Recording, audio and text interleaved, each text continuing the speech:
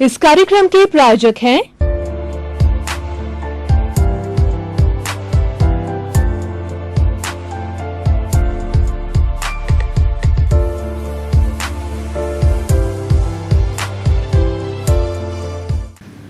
दर्शकगण, श्रोतागण, भाइयों और बहनों, मातृशक्ति को नमन। चैनल 24+ न्यूज के खास विशेष जागृति देने वाला, अच्छा इंसान बनने वाला, अच्छे गुण देने वाला कार्यक्रम पुनरुत्थान में पुनर्जागरण करने वाले इस कार्यक्रम में आप सभी का हार्दिक स्वागत है, अभिनंदन है, सत्कार है। पुनरुत्थान के माध्यम से हम नए नए गुणों को प्राप्त करते हैं, नए नए टिप्स प्राप्त करते हैं कि हम कैसे अच्छे इंसान बने और कैसे जगत का कल्याण करें। उसी क्रम के अंदर आज हम एक ऐसे विषय को लेकर के आपको सामने प्रस्तुत हो रहे हैं कि हमारी भारत की विश्व के अंदर पहले क्या स्थिति थी और आज इसकी क्या स्थिति हो गई है और हम उसे कैसा बनाना चाहते हैं भारत को पुनः, वो विषय लेकर के हम हाजिर होते हैं। तो हमारा आज का विषय है भारत सोने की चिड़िया। ऐसा हम बहुत समय से सुनते आ रहे हैं कि भारत सोने की चिड़िया है। सोने की चिड़िया का मतलब है समृद्धशाली, आर्थिक दृष्टि से परिपूर्ण, धन धान्य से परिपूर्ण, ऐसा हमारा देश भारत था। ये इतिहास का विषय है। मैं आपको कम से कम 1000 वर्ष पूर्व में पहले मैं ले जाना चाहता हूं और उससे पहले भी मैं अवगत कराना चाहता हूं कि भारतीय संस्कृति के अंदर हमारे जो रिटन डॉक्यूमेंट है, वेद हमारे पास आज भी मौजूद है और वो वेद जो है ईश्वर कृत माने जाते हैं। उस वेदों के अंदर हमारी सारी संस्कृति और सोने की चिड़िया की बात, समृद्धता की बात, हमारा जो कहना चाहिए बहुत बड़ा हम धनवान के रूप में थे, वह बात हमारे वेदों के अंदर बताई गई है। मोहनजोदड़ो और हड़प्पा की खुदाई हुई, उसके अंदर बहुत बड़ा बड़ा धन मिला, बहुत बड़ी बड़ी वस्तुएं मिली। उससे मालूम पड़ा कि हमारा भारत प्रारंभ से ही जो है एक धनाढ्य देश था। वह आर्थिक दृष्टि से धनाढ्य था और वह सांस्कृतिक मूल्यों से धनाढ्य था, आत्मिक, आर्थिक और आध्यात्मिक मूल्यों से परिपूर्ण था। ऐसा हमारा भारत देश था। हमारा देश आर्यों का देश कहलाता है। हम आर्यों की संतान कहलाते हैं। आर्य आदर्शवादी थे, लेकिन उसके बाद के अंदर हमारे देश में धीरे धीरे अन्य जातियां आई। उसके आर्यों की के बाद में शक आए, फिर हूण आए, फिर जो उसके बाद के अंदर खिलजी वंशज के आए, फिर मुगल आए, फिर डच आए और फिर ब्रिटिश आए। तो इस तरीके से हम 4-5 सदियों से दूसरी जो जातियां हैं उन जातियों के प्रभाव के अंदर आते रहे और वह लोग, क्योंकि भारत सोने की चिड़िया था, तो उन्होंने भारत को लूटना चाहा। उन्होंने ये चाहा कि हम यहाँ से बहुत धन की प्राप्ति कर सकते हैं। तो ऐसी दूसरी जातियां हमारे देश को लूटने के लिए आई। जैसे मोहम्मद गोरी की बात कहें तो मोहम्मद गोरी ने हमारा जो सोमनाथ का मंदिर है, ये ओरिजिनली मंदिर सोने का मंदिर था। हमारे बहुत से मंदिर हिंदुस्तान के सोने के मंदिर थे और आज भी मंदिरों के अंदर इतना टनों बंद सोना जो है वो हमारे स्टॉक के अंदर पड़ा है, हमारे वहाँ उसके गोदाम के अंदर पड़ा है। क्योंकि भारतीय संस्कृति समृद्ध संस्कृति रही है, उसके कई कारण हैं। वो कारण हम बाद में लेंगे। पहले हम बतावें कि हमारे देश के अंदर हुआ क्या। हमारे देश के अंदर ये जो लोग आए, ये साम्राज्य विस्तार करने के लिए आए थे कि साम्राज्य का विस्तार हो, साथ साथ में यहाँ की संपत्ति को लूटा जाए। लेकिन हम लूटे क्यों? हम सोने की चिड़िया थे और हम आदर्शवादी थे, हम धार्मिक थे, लेकिन हमको लूटा क्यों गया?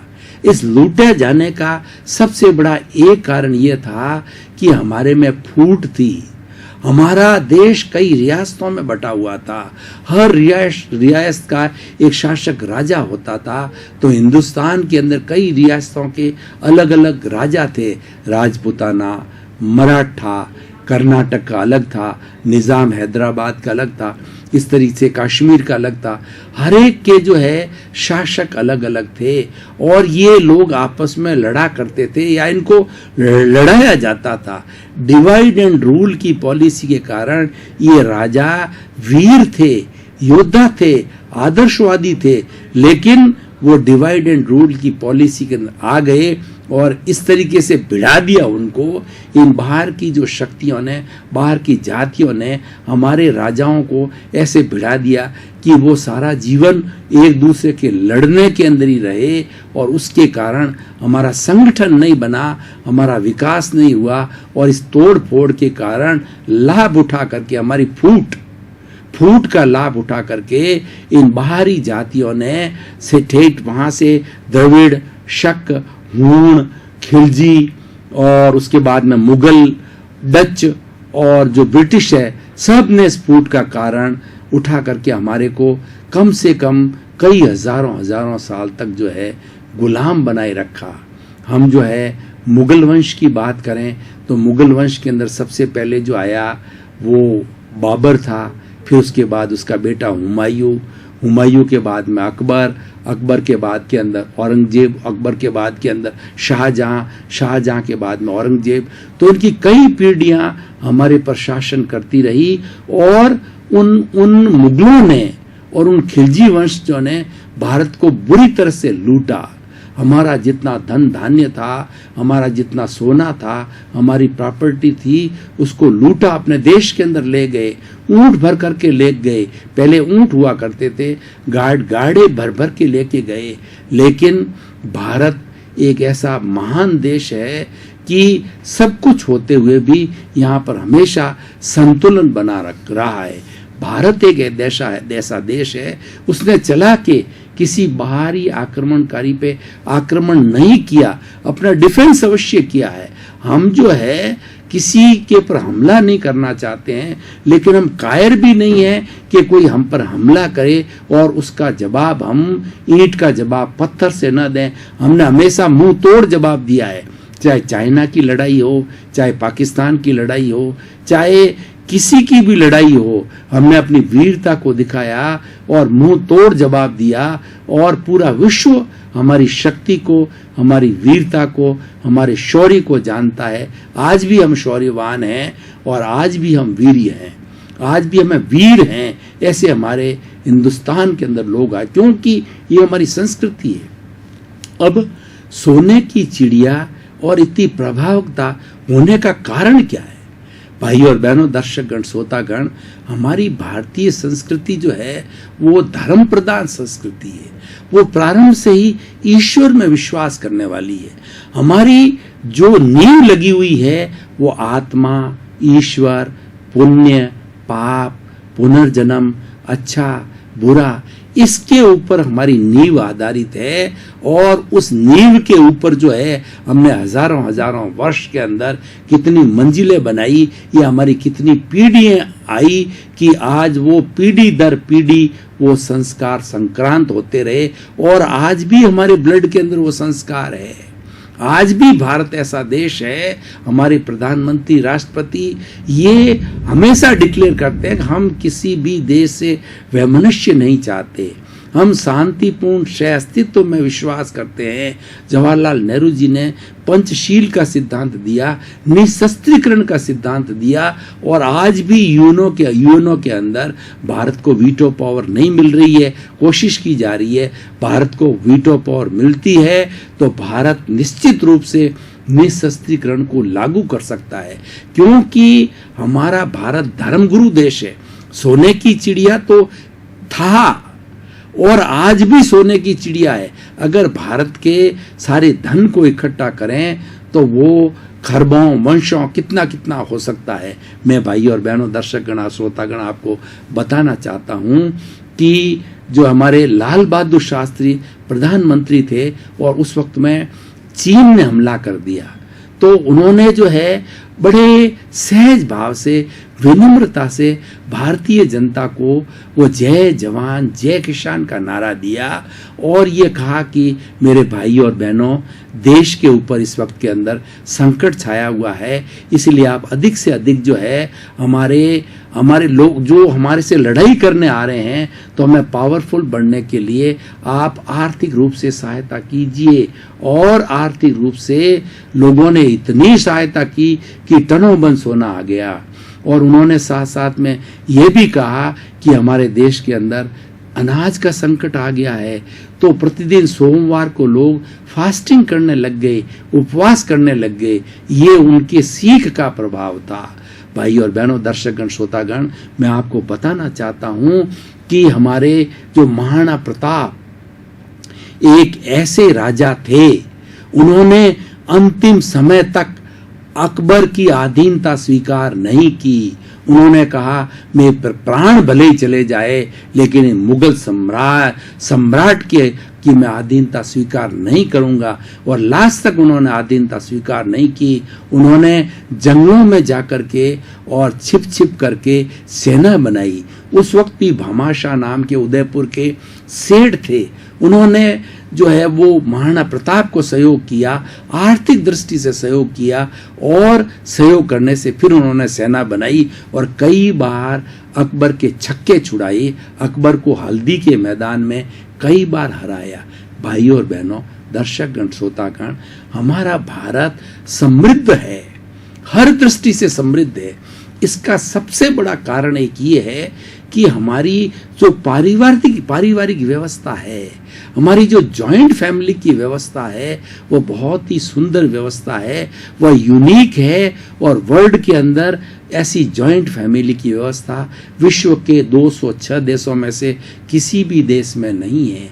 आज से नहीं, हमारे पुराने वेदों से प्रारंभ से हमारी जॉइंट फैमिली की परिभाषा 5-5 हजार साल से पहले आती है कि माता पिता जो है ईश्वर का रूप होता है, और हमें स्वपति या स्वपत्नी स्वाधार एक पत्नी को अपनी पत्नी मानते हुए विश्व की समस्त बहनें, बेटियां मेरी बहनें हैं, माएँ हैं, या जो बेटी के रूप में हैं, यानी उसको उस तरफ का दर्जा दिया जाना चाहिए। हमारे यहाँ पर कहा जाता है कि यत्र नारी पूज्यन्ते तत्र देवता वसति। जहाँ पर नारी की पूजा होती है, वहाँ पर देवता निवास करते हैं। भारतीय संस्कृति ने नारी को बहुत ऊंचा दर्जा दिया। जननी जन्मभूमिश्च सर्वदा। भारतवर्ष के अंदर ये बताया गया है कि जन्म देने वाली माँ और जन्म देने वाली पृथ्वी, जहाँ पर कि हम खेल कूद करके बड़े होते हैं, जिस मातृभूमि के अंदर होते हैं, उन दोनों वो स्वर्ग से बढ़ करके हमारे यहाँ पर इसको इतना ऊंचा स्थान दिया गया है। जब हमारे यहाँ का कोई व्यक्ति विदेश में जाता है और अपनी मातृभूमि में आता है, तो इतना प्रफुल्लित होता है, इतना आनंदित होता है, क्योंकि हमारे में संस्कार है। दर्शकगण, श्रोतागण, हम काफी समय से गहन चिंतन कर रहे थे, अब थोड़े समय के लिए तरोताजा होने के लिए ब्रेक ले रहे हैं।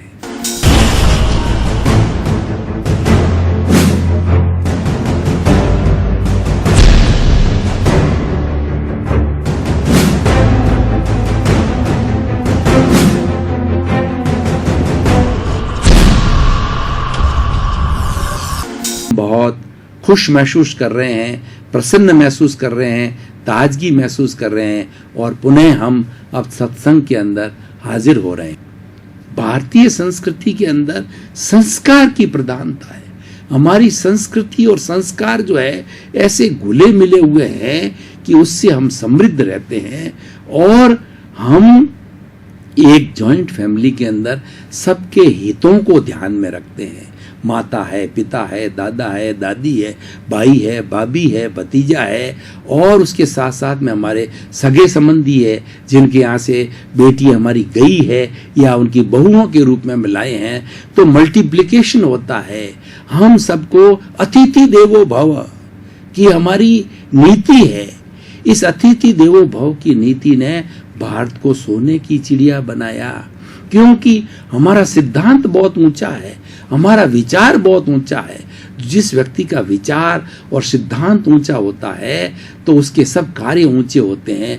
तो भारत सोने की चिड़िया था, लेकिन आज भी सोने की चिड़िया है। भारत के अंदर धन की कहीं कोई कमी नहीं है, लेकिन सबसे बड़ा अवरोध क्या आया है कि हमारी पाश्चात्य जो संस्कृति है, वेस्टर्न सिविलाइजेशन है, उसमें कुछ अच्छाइयाँ हैं। उन अच्छाइयों को तो हमने छोड़ दिया, लेकिन जो उनकी कुछ बुराइयां कहे या ऐसे नेगेटिव पार्ट्स हैं जो हमारी संस्कृति के विरुद्ध है, उनको हमने बहुत ज्यादा अपना लिया। भाई और बहनों, दर्शकगण, श्रोतागण, मैं आपको बताना चाहता हूं कौन सी नेगेटिव थिंकिंग हमने उनसे ली है। एक तो अप्राकृतिक जीवन जीना, एसी में रहना, मॉर्निंग वॉक नहीं करना, योगा नहीं करना और ज्यादा से ज्यादा सुविधाएं लेना, जबकि हमारा जीवन simple living and high thinking का जीवन है। हम परिश्रमी हैं, परिश्रम में विश्वास करते हैं, सादगीपूर्ण जीवन में विश्वास करते हैं, लेकिन वहां उनका खान पान मांस है, मदिरा है, जंक फूड खाना है। उनका खान पान शुरू से चल रहा है, ये हमारा खान पान नहीं है। हमारा देश शाकाहारी देश है, हम शुद्ध भोजन खाने वाले हैं और सात्विक भोजन खाने वाले हैं। राजसिक, तामसिक और सात्विक 3 तरह के भोजन होते हैं। वेस्टर्न सिविलाइजेशन के अंदर राजसिक और तामसिक भोजन का उपयोग ज्यादा होता है और हमारे यहाँ सात्विक भोजन की परंपरा शुरू से थी, लेकिन उस प्रभाव के कारण हमारी लाइफ स्टाइल बदल गई है। हमारे सोने, पहले हिंदुस्तान के अंदर ये होता था, प्राय सभी लोग आज से 25-50 साल पहले देखें, हर व्यक्ति सूर्योदय से पूर्व उठ जाता था और माता पिता लोग इतने डिसिप्लिन्ड थे कि सूर्योदय होते किसी बच्चे को सोने नहीं देते थे। आज हमारी संस्कृति इतनी बिगड़ गई है कि 9 बजे 10 बजे हम जो है उठते नहीं है, 12-12 बजे तक लोग उठते नहीं है। बोलिए, ईश्वर ने, भगवान ने, प्रकृति ने दिन दिया है वो काम करने के लिए दिया है, और रात्रि जो है आराम करने के लिए दी है। रात्रि के अंदर डांस होते हैं, बाहर में जाते हैं, मदिरा चलते हैं, 1 बज गई, 2 बज गई, ये हमारी संस्कृति नहीं है। कितने डांस हो रहे हैं। हमारी संस्कृति बहुत ही शर्म की संस्कृति है, और हमारी पूर्व संस्कृति के अंदर बहन हो, बेटी हो, माता हो, पुरानी माताएं बुजुर्ग आज भी इतना बड़ा बड़ा घूंघट निकालती है। इसका कारण क्या है कि वो सम्मान करती है बड़े का, कि अपना मुंह कैसे दिखाऊं, वो इस तरीके की शर्म उसमें हुआ करती थी। लेकिन आज हमने सब शर्म लज्जा को, आज हमारा पहनावा देखो, हमारी बहन बेटियों का जो शरीर का जो कपड़ा है वो घटता जा रहा है। पहले जमाने के अंदर बहन बेटी बहुएं शरीर को पूरा ढक कर के रखती थी, बल्कि घूंघट निकालती थी। वो इसलिए था कि एक डिसिप्लिन है, ये हमारी एक संस्कृति है।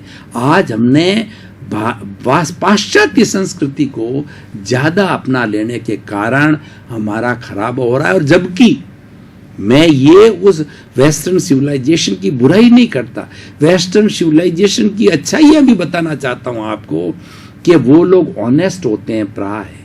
दूसरा, वो पैट्रियोट होते हैं, उसमें देशभक्ति बहुत ज्यादा होती है। तीसरा, वो बहुत श्रमशील होते हैं। 5 दिन जो है, मंडे से फ्राइडे तक 5 दिन डट के काम करते हैं, सैटरडे संडे फ्री होता है। उस वेस्टर्न सिविलाइजेशन को आज सैटरडे संडे हमारे यहाँ भी फ्री कर दिया है, लेकिन हम तो उस जो मंडे से फ्राइडे तक कार्य उसी दृष्टि से करते हैं जो 7 दिन के अंदर करते थे। यानी हमारी मानसिकता जो अच्छाई है वो हमने उनसे नहीं ली है, और उनकी जो हमको सूट नहीं करती है, हमारी संस्कृति के विरुद्ध है, उन चीजों को अपना लिया है। इसीलिए आज भारत की सोने की चिड़िया में प्रश्न चिन्ह रख गया। अर्थ की दृष्टि से आज भी हम उतने ही सक्षम हैं। आपको भाई और बहनों, दर्शकगण, श्रोतागण, मैं उदाहरण देना चाहता हूं कि 2 साल पहले ऐसी मंदी आई पूरे विश्व में कि जो अमेरिका जैसा धनाढ्य देश है वह भी हिल गया। उनकी बैंकों के अंदर घाटा लग गया, लेकिन हमारे यहाँ कोई प्रभाव नहीं पड़ा। क्योंकि इसका कारण है कि हम सेविंग सिस्टम में विश्वास करते हैं। हमको पता है हमारा परिवार है, हमारा बाल है, बच्चे हैं, बच्चों के लिए भी सोचना पड़ेगा, उनकी शादी करनी पड़ेगी, और बुढ़ापे के अंदर बीमारी भी आ सकती है, मेहमान भी आ सकता है, उनको भी रखना पड़ सकता है, किसी को चैरिटी भी देनी पड़ सकती है। इसीलिए हम सेविंग करते थे, कुछ पैसा बचाकर हम सेविंग माइंडेड प्रारंभ से थे। भाई और बहनों, दर्शकगण, श्रोतागण, मैं आपको मेरा निजी अनुभव बताना चाहता हूँ विषय के संदर्भ से, कि जब से मुझे होश आया है आज तक मैं प्रतिदिन, प्रति मास, प्रति वर्ष सेविंग के अंदर विश्वास करता हूँ, क्योंकि ये सेविंग का फॉर्मूला मुझे मेरे पेरेंट्स से मिला। पेरेंट्स हमको हमेशा हमको शिक्षा देते थे कि हमेशा व्यवस्था करके रखो, ताकि किसी के लिए मजबूर ना होना पड़े, और कोई बात ऐसा बुरा समय आ जावे तो हम उस संकट को झेल सके। इस कारण विश्व में मंदी आई, लेकिन भारत पर कोई प्रभाव नहीं पड़ा। और हमारे यहाँ एक बहुत बड़ा कंसेप्ट है, स्त्री धन का कंसेप्ट है। जब किसी बहन बेटी की ब्याह शादी होती है तो दहेज का मतलब राजी खुशी देना, उसको एक फैमिली का मेंबर मान करके हम जब वो ससुराल जाती है तो उसको हिस्सा दहेज के रूप के अंदर देते हैं, और वह स्त्री धन होता है। प्राय हमारे में ऐसी मानसिकता बनी हुई है हमारी संस्कृति के अंदर कि स्त्री धन पर केवल स्त्री का अधिकार है, पुरुष का उस पर कोई अधिकार नहीं है, और वो अंतिम समय तक भी अगर कैसी भी इमरजेंसी आए उसकी इच्छा बिना उसके हाथ नहीं डालता है। और ऐसी इमरजेंसी आई तो उन बहनों ने, उन बहुओं ने उस स्त्री धन को पुरुषों को दिया और उनकी लज्जा रखी, उनकी इज्जत बचा के रखी। ऐसे बड़े बड़े हमारे कॉन्सेप्ट है, ऐसे बड़े बड़े हमारे सिद्धांत है, ऐसे बड़े बड़े मूल्य है। इस मूल्य के कारण भारत सोने की चिड़िया था, और आज भी है, और बना भी रहेगा। मात्र क्या हुआ है, अब हमें समय की अल्पता को देख करके निष्कर्ष के अंदर ये बात करना है कि जो देश सोने की चिड़िया था और आज भी है, टोटलिटी के अंदर आज भी हमारे धन में कमी नहीं आती, लेकिन मानसिकता बिगड़ गई। हमें करना ये है कि हमारे खोई हुई विचारधारा को पुनः स्थापित करना है, हमारे सांस्कृतिक मूल्यों की स्थापना करनी है, हमें वही वातावरण पैदा करना है जो आज से 30, 25 साल, 50 साल पहले था। वेस्टर्न सिविलाइजेशन इतनी हावी नहीं थी, उस सिविलाइजेशन को पुनः लाना है। हम ग्लोबलाइजेशन के खिलाफ नहीं है, क्यों ग्लोबलाइजेशन वसुधैव कुटुंब का रूप है, लेकिन उसका हम दुरुपयोग कर रहे हैं। हमें ग्लोबलाइजेशन के दुरुपयोग को रोकना है। इंटरनेट अच्छा है, व्हाट्सएप अच्छा है, मोबाइल अच्छा है। ईश्वर ने इस सृष्टि में एक रेत का कण भी खराब नहीं बनाया है, लेकिन इंसान उसका दुरुपयोग करता है, उसका उपयोग सही नहीं करता है। ये सबसे बुरी बात है। इसी कारण देश की प्रतिष्ठा में आँच आता है। तो भाइयों और बहनों, दर्शकगण, श्रोतागण, हम हमारे भारतवर्ष को सोने की चिड़िया बनाए रखना चाहते हैं, तो हमारे प्राचीन मूल्यों की स्थापना कीजिए। सभी तरह के प्राचीन मूल्य, सब सांस्कृतिक मूल्य, मानवीय मूल्य, आत्मिक मूल्य, आध्यात्मिक मूल्य, और हमारा भाईचारा, हमारा जॉइंट फैमिली सिस्टम, हमारा प्रेम, मैत्री, करुणा, सद्भावना, मेल मिलाप, ये हमारी थाती है, ये हमारी हेरिटेज है। उस हेरिटेज को हमें पुनः स्थापित करना है। एक व्यक्ति दूसरे व्यक्ति को देखकर खुश होना चाहिए, क्यों कि यही जो नर में नारायण, हमारी संस्कृति नर में नारायण देखते हैं कि हर आत्मा, हर मनुष्य भगवान का रूप है, और उसके भीतर विराजमान शुद्ध आत्मा भगवान को नमस्कार करते हुए उसको वंदन करना चाहिए, उसको नमन करना चाहिए। दर्शकगण, श्रोतागण, आपका बहुत बहुत धन्यवाद।